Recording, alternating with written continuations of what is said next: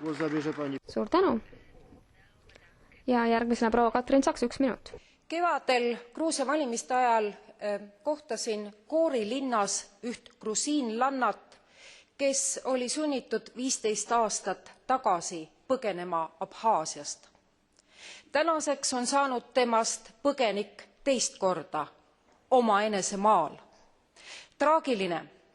Aga traagiline on ka see, et täna siin saalis saame me üsna erinevalt aru toimunust ja sellepärast ma arvan, on eriti oluline kõige muu kõrval saata Gruusiasse sõltumatu uurimiskomisjon, rahvusvaheline komisjon, mis selgitaks välja, mis tegelikult toimus. See konflikt ei ole grusiinide ega osseetide vahel. See konflikt ei saanud alguse 8.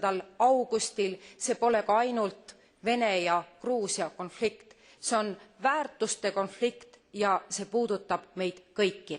Aitäh! Dziękuję bardzo.